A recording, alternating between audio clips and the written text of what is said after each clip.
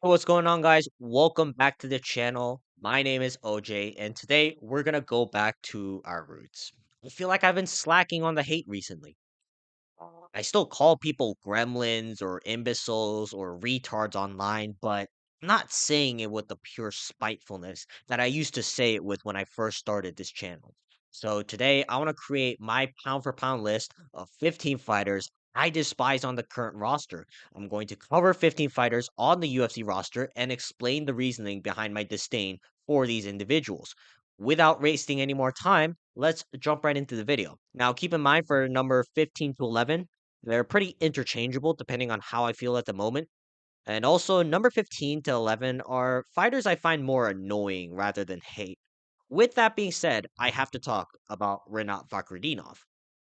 The reason I find this guy extremely annoying is because of what happened during UFC 308. He was given the win in his fight with Carlos Leal, a random Brazilian from the regional scene. He got a robbery decision, but for some reason, Renat Fakhretdinov is trying to make this all about Islamophobia. He was claiming that Daniel Cormier and Paul Hughes were inciting Islamophobia for suggesting that the scorecards of this fight were very suspicious, including the one that gave him a 30-27 win over Carlos Leal. Like, no, dude. Anybody who has eyeballs and actually watched the fight from start to finish can tell you that you should not have won the fight, let alone all three, on the judges' scorecards. There's no reason for Renat Fakhretdinov to be acting this way. He should just be happy with getting that robbery decision win. Because honestly, I don't know how the UFC is even going to put this guy into the top 15.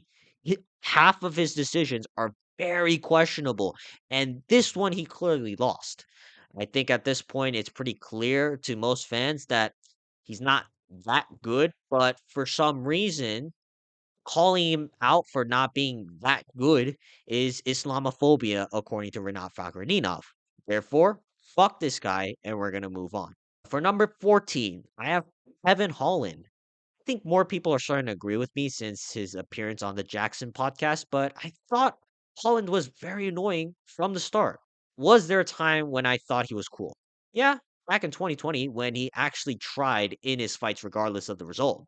But now it's very clear that this guy does not give a shit about actually winning, and that pisses me off. All he talks about is smoking weed and how he doesn't care about being a champion and about 45-70s, whatever the fuck that is. Like, bro, go out there and actually try to win your fights. Like, I get that you don't want to accept the fact that you aren't good enough to become a world champion, but people who should not be beating Kevin Holland are now beating Kevin Holland. Like, why is Roman Dolidze beating Kevin Holland in the first round? Roman Dolidze is objectively a dog shit fighter. How is Roman Dolidze ragdolling Kevin Holland so easily? He's becoming more annoying by the second, but the reason I have him this low is because he probably will get cut from the UFC very soon if he loses to Gunnar Nelson. And if he wins, whatever, but I hope he loses because I want to see contenders actually try to win their fights and not waste my time watching them squirm around like a retard on bottom position. For number 13, we're going to talk about the little tubby boy over here, Kelvin Gastelum. His last fight against Daniel Rodriguez was criminal, not because it was a robbery, but because Kelvin Gastelum didn't even bother to cut weight. Not like you missed weight by a couple of pounds, eh, and Daniel Rodriguez accepted the fight. Kelvin Gastelum did not even bother to cut weight, and the fight was shifted to middleweight because he was too busy uploading taco mukbangs on his YouTube channel. I'm actually looking forward to Joe Pyfer starching Gastelum out cold because there's no reason for this guy to be even on the roster right now. This guy actively stuffs his face in with tacos rather than trying to cut weight for fights. Like, get this turkey bodied Mexican out of the roster because it is just vexing to see KG not give a fuck about fighting and actively bloat Max in order to barely scrape by decisions. Was there a time when Kelvin Gastelum was actually a G? Yeah, back in like 2017 or 18 when Israel Adesanya was on the rise. But since then, what the fuck has he done? He's just been a fat guy at middleweight, nothing more. Like, get him out of here. We have actual talent in the middleweight roster. We don't need to waste a roster spot for someone who would rather stuff his face in 24/7 than actually train and get into fighting shape. Number 12, I'm going to put William Gomez. This guy can never legitimately win a fight in the UFC. His first fight against Yanis Gimori ended with a TKO stoppage where he kicked the guy in the nuts, but then the ref would rule that fight as a TKO via body kick. He then won a robbery decision against Joe Anderson Brito. After winning that robbery decision, I saw William Gomez celebrate like he just won the world title, and that kind of rubbed me the wrong way because he shouldn't have even won that fight in the first place. I hope he fights someone with actual hype behind their names and someone people actually give a fuck about so that we can see them absolutely fraud check William Gomez. Because let's be honest, he should not be near the featherweight rankings right now. But he technically has a win over Joe Anderson Brito. And that's what pisses me off about this guy. Number 11, I'm going to have to go with Waldo Cortez Acosta on my list.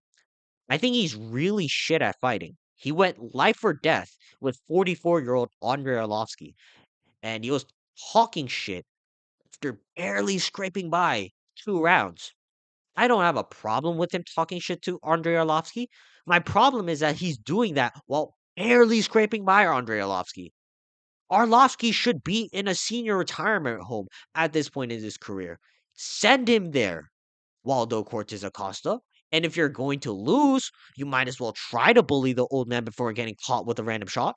Why are you dragging out a 15-minute fight with a senior citizen, trading jab for jab for 15 minutes? Costa was supposed to be this young and dangerous prospect on the come up, and he's just being a prick to a former world champion who was like 10 years out of his prime while barely damaging him. If Andrei Arlovsky was even 5 years younger, I would have picked Arlovsky to beat the shit out of this fat fuck. I think the UFC even agrees with me because since then, Acosta has been used to being the gatekeeper of the rankings.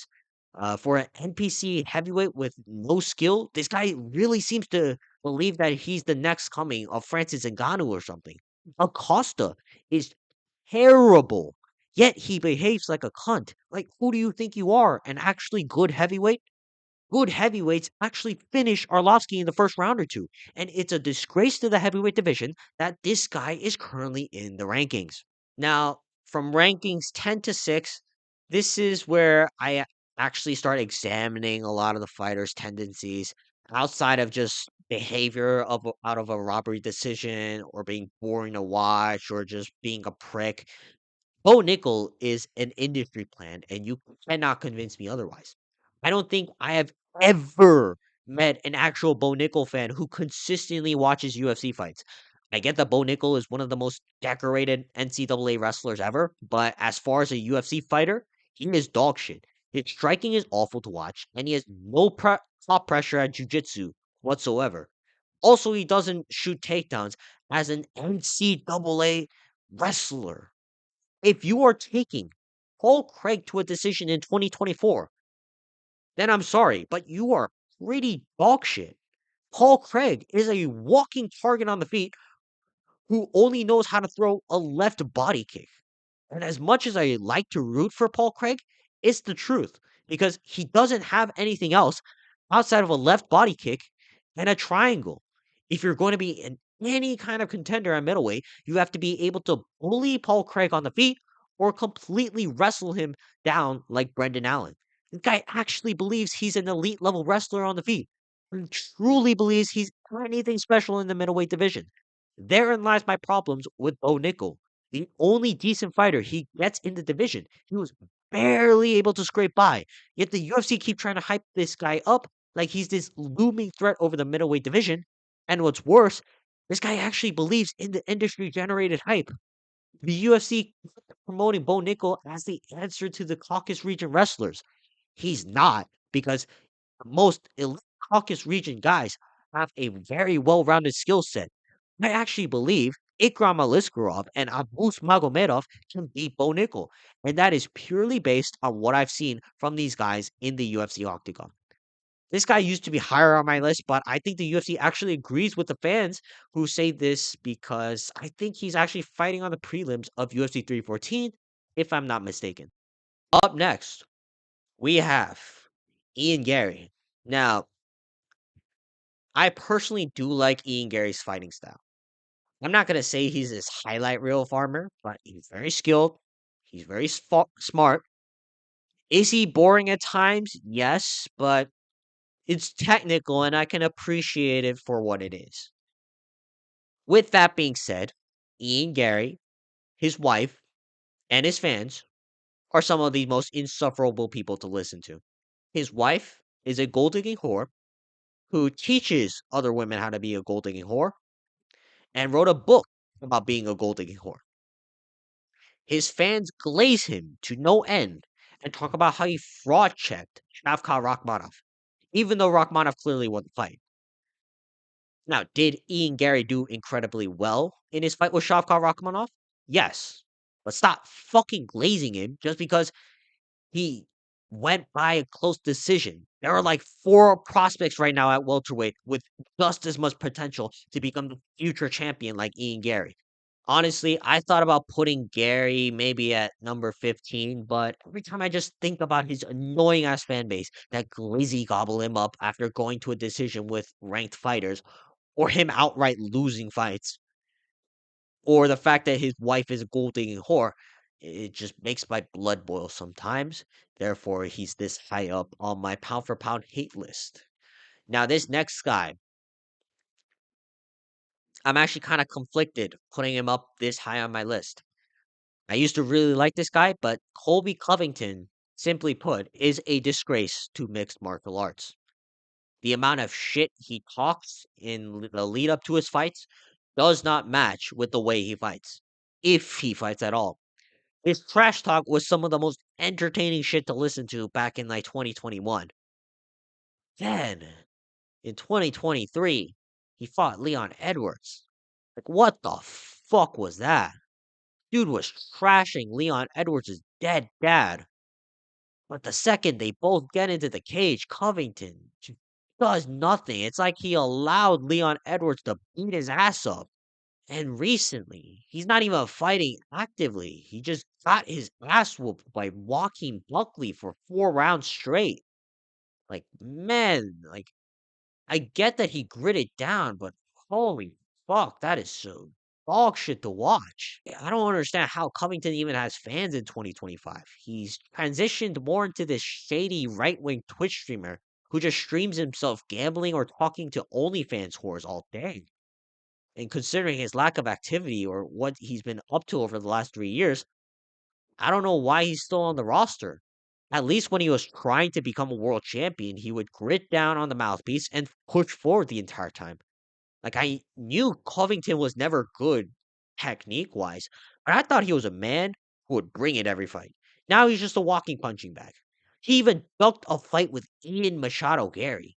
Like, why are you ducking a fight with Ian Gary? Like, I don't really care for Covington anymore because it's clear that he's just another degenerate influencer who just promotes degenerate shit.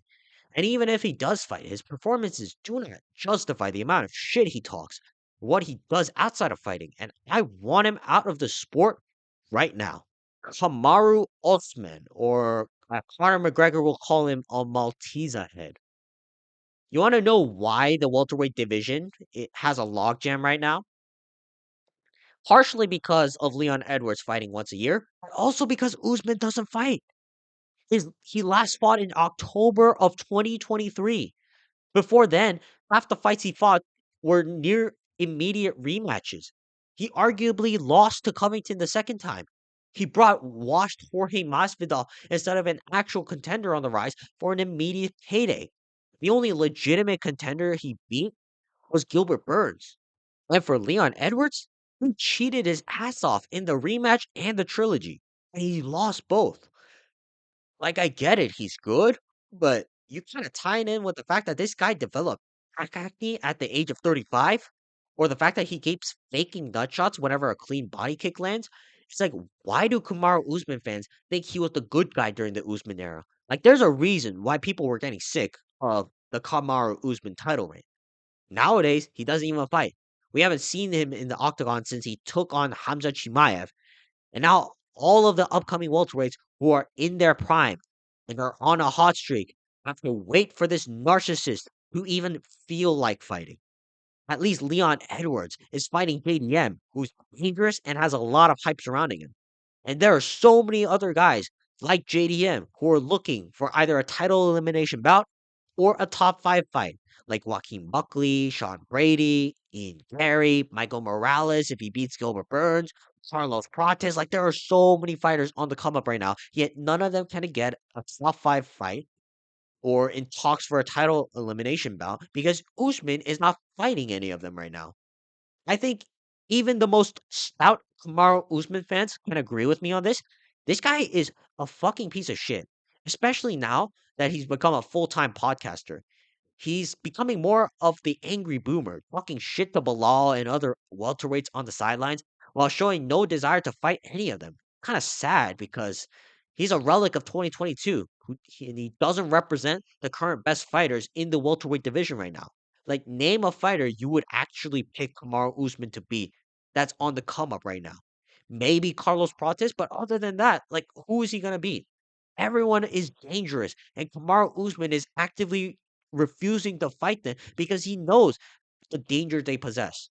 Fuck this guy, get him out of the rankings, or have him retire and go off to the GFL. I don't care for him either way. Hey, what's going on, guys? Real quick, the audio got fucked up during the middle of the recording, and I found out about this as I was editing the first part. So I'm not gonna about to re-record a 40-minute video. Instead, I'm just gonna talk about where we left off with Muhammad Makayev. Now, I used to have Muhammad Makayev way up higher on my list, but that was until the UFC kicked him out. But despite Makayev not being on the current roster, his fans are some of the most annoying people I've ever met. And where do you even begin with Muhammad Makayev? He throws more hands outside of the cage than inside the cage. And when he's inside of the cage, he's just holding onto single legs and double legs for like 2 rounds. Occasionally, he'll get like a submission win in the third, but if he doesn't, he's more than happy to just like crotch sniff for like an entire fight. He openly uses Islam to falsely lure people into peace vibes, which I don't understand why so many Muslims like Makayev. He represents a lot of the negative stereotypes of a Muslim, yet all of his fans are Muslim. He always wants to fight guys outside of the cage, but the second he's legally allowed to fight any of them, he shoots an immediate double leg and sniffs the crotch if you manage to stop him, and he never really throws hands. He also has no charisma on the mic, unlike most Dagestanis. Like, I don't understand why Makayev still has this many fans, especially those who are Muslim. For someone who preaches peace for Allah, he sure does like to stir shit up all the time. But like again, I think even Dana White can agree with me because he essentially kicked him out of the UFC after UFC 304. Fuck Muhammad Makayev. I am so happy that Dana White cut him off from the organization, and I hope Makayev never comes back. Now, we are getting into the top five of my pound for pound hate list. What separates the top 10 from the top five, in my opinion, is just the pure spitefulness I have for these individuals. Like the top 10, yes, they're annoying, but I don't look at them as like a disgusting scoundrel.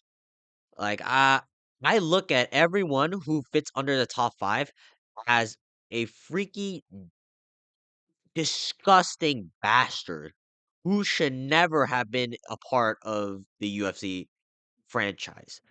Which unfortunately these guys are all on the roster, hence why they're on my list. And we're gonna start off with Mr. Get Out Vibes himself, Michael Chandler.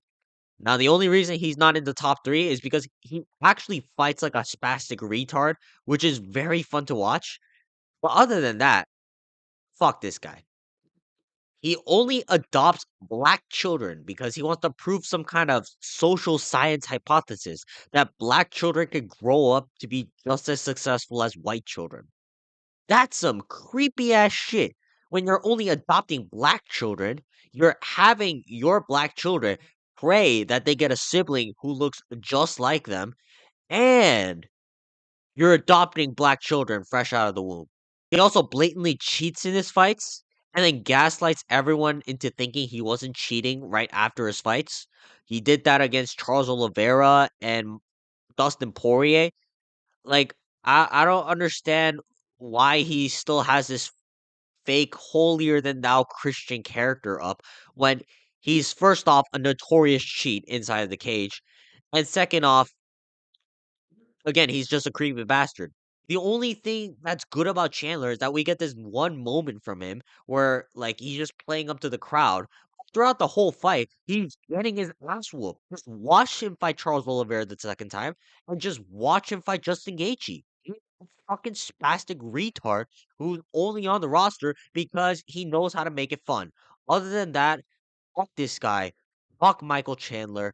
I hope his kids actually learn how much of a creepy bastard he is and just leave him out for dead in the near future. Now, we're going to move on to someone who I first thought would be in the top three, but after seeing him get knocked out recently, I've taken a step back from hating on him. I'm going to put Israel Adesanya on the list. My hatred towards Adesanya aside, him getting knocked out by Nasruddin Imavov with overhand right was kind of crazy to watch because I've never seen Adesanya get rocked like that before in my life. And I'm sure a lot of fans will feel the same, but to me, signified the end of an era within the middleweight division. Jared Cannonier looks incredibly cooked right now. Robert Whitaker got his jaw snapped in half by Hamza Chimaev, and now Israel Adesanya just got sparked by Nasruddin Imavov. And despite everything I just said just now, it's very hard to like Adesanya. And out of everyone here, I think he's the most polarizing. Like, yes, he can be likable, but every time he does something likable, he always has to follow it up with some cringe or scummy shit. Like, there's a reason why so many fans call him the dog diddler, or the gyno bender, or the Chinese sellout. He did, in fact, diddle his dog on camera years ago. He was also under the suspicion for performance enhancing drugs because he grew a whole fucking kit in his mid 30s while fighting against Paulo Costa. He also willingly supported China because they gave him money, but the second other fighters from countries outside of Australia do the same thing, representing Australia despite being from another country because they pay him. Apparently, Adesanya's got a problem with that. And that's not even mentioning his fighting style over the last several years. Like, Izzy on the come up was very fun to watch, but after his fight with Robert Whitaker, he just scrapes by boring decision, by leg kicking out of range because he's just so much taller than most of his opponents. My hatred for him did die out a little bit though, because when you look back at it and when he retires, you'll realize that even if you despise this fucking dog fetisher, uh, he did help the sport grow, and that is something you can appreciate about Israel Adesanya. Now, this next guy, he has been someone I used to root for on the come up, but after what he did to Jose Aldo, he should be locked up in P. Diddy cell for what he did. He molested a 38-year-old legend in Jose Aldo for half of their fight while going 0 for 16 on takedowns. I get that some fighters say that you should be able to get your back off the cage if you are an elite level fighter. Bautista got busted up every time they exchanged on the feet. At least Marab was able to completely neutralize Aldo's offense, therefore Marab wins the fight. What the fuck did this gremlin do to even deserve the win? And his attitude after the fight, as if he knew that he won the fight. No, you didn't, because your face is the only one that's dropping blood. Holding someone up against the cage for 3 rounds, cause you were getting your ass handed to you, yet you still have the audacity to have a death before dishonor tattoo and come out to the media claiming that you clearly won the fight. Fuck you, Mario Bautista. And like I said earlier, Bautista and P. Diddy will get along fine in their jail cell because I'm sure that there will be a lot of hugging and holding against the cage. And hopefully Bautista gets fed to every other heavyweight in the division. Bautista should be getting an Aldo rematch after he gets his chin eviscerated by every heavyweight in the division. And then we can cut Bautista from the UFC and immediately have him signed to the GFL where he can get his jaw caved in once more. This next guy has been a true OG on my pound for pound list for fighters I despise the most. Mavzar Evloev. First off, fuck you for robbing Arnold Allen of a decision victory. You are so lucky that Mark Goddard decided to be a total spastic retard and penalized Allen for those illegal Ds, even though they were completely legal. Second, why are you admitting on camera that you married a 17-year-old when you are 23 while being in the United States? And third, why are you even talking about this with another known pedophile in Sneeko? Now, is Evlib good at fighting? Yeah.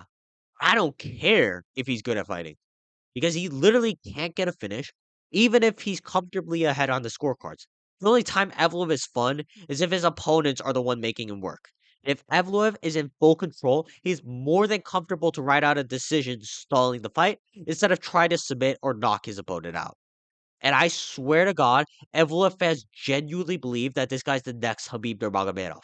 Habib Nurmagomedov will never get his takedown stuffed and avoid knees to the face by placing his hand on the mat to consider himself grounded.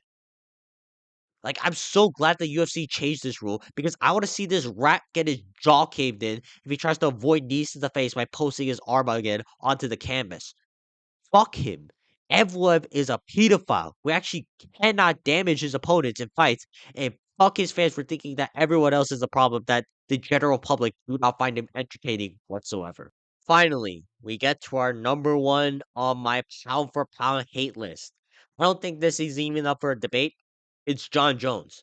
Every one of you watching this video probably knows the stories about Jones crashed his car into a pregnant woman while smoking weed out of a bong, or the fact that Jones beat up his wife on the regular, or the fact that Jones has failed more drug tests than any other active fighter on the roster. And that's not even mentioning how zesty John Jones is at times. Now, if you do like him, even after everything I just said, we can agree to disagree. But I don't care about any of that because I'm not going to use any of those points for the crux of my argument. What I am sick of is John Jones's fight style and his annoying fans. I cannot stand John Jones fans who think that John Jones is this untouchable mythical being who clearly outclasses everyone he fights. He got his ass whooped for 3 rounds by Dominic Reyes. He lost 2 rounds to Thiago Santos. The only person he's been able to completely dog walk over since 2018 was Cyril Gahn. Like, how are you taking 42-year-old Stipe Miocic, who looks like he's been training part-time as a hobby, to the third round?